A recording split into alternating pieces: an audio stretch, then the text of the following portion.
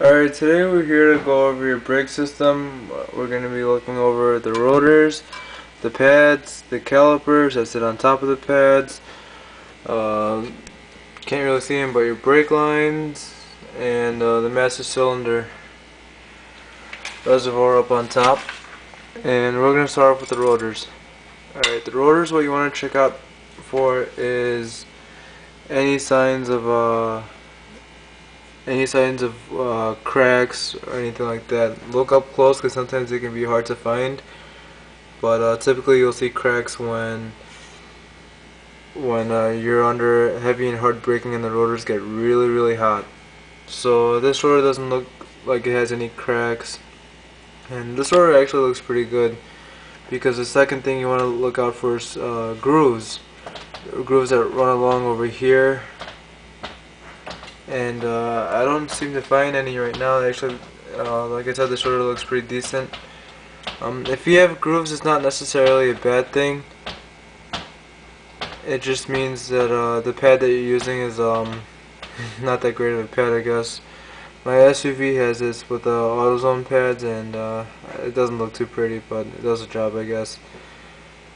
These pads, for a fact, I know are AC Delco Durstop pads, because they came with it from the dealer where we bought it used after they had recently done the brakes. And speaking of pads, let's go ahead and check ours right now. Basically, what you want to check for is the friction material. So this is going to be hard.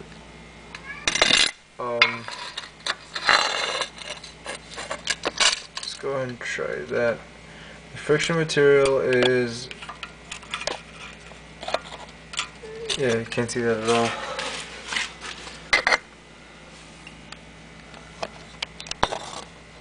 The friction material is, see this end, from this part of the pad over here all the way where it touches the rotor. And this is, like I said, these are brand new pads, brand new brakes. So there's a lot of it left, and they should last me at least a few years, or at least a couple of years. But I do drive hard sometimes.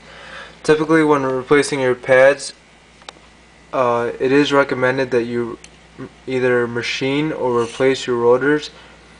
Many people just replace the rotors just because when you machine them, it gives them more of a chance of warping later on, and honestly they're not that expensive to replace anymore. And usually, sometimes, in most cases, you can't even machine them anymore because the pads just eat away at the rotors and there's not enough thickness anymore. So let's go ahead and move on to the caliper next. The caliper is this big thing right here. Basically, there's this little hole. Inside that hole, you can check if your brake pads are wearing evenly. You can't really see it right now, but because there's two pads on each side, you can check this hole. You can check the thickness of the pads right here. I can't really get a light in there, but you can check them right there. And if they're not wearing evenly, it either means you have a problem with the caliper. Your slide pins, which are over here, aren't lubricated properly, or it just might be the pads alone. Usually it's the slide pins that aren't lubricated properly. This is the bleeder screw right here. Here's the cap. Pull this off.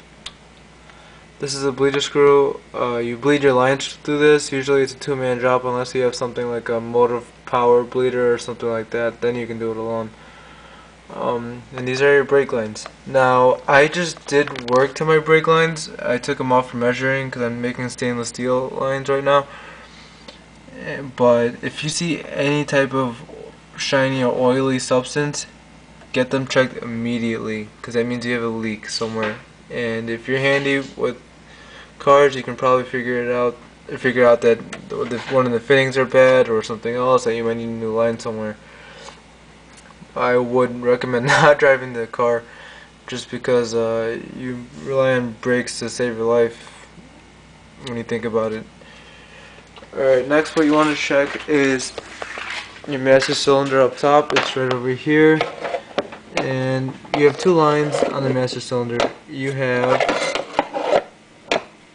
Awesome. Okay. You have two lines on the master cylinder. You can't really see it on camera, but you have a max here and a min all the way over here.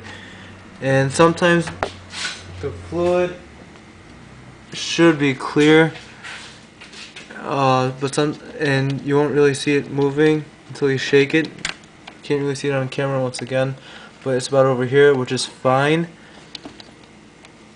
But you can't let it get below the minimum line over here, because if you do, that means you have a leak somewhere, or something, or there's just not enough brake fluid in the system for some reason.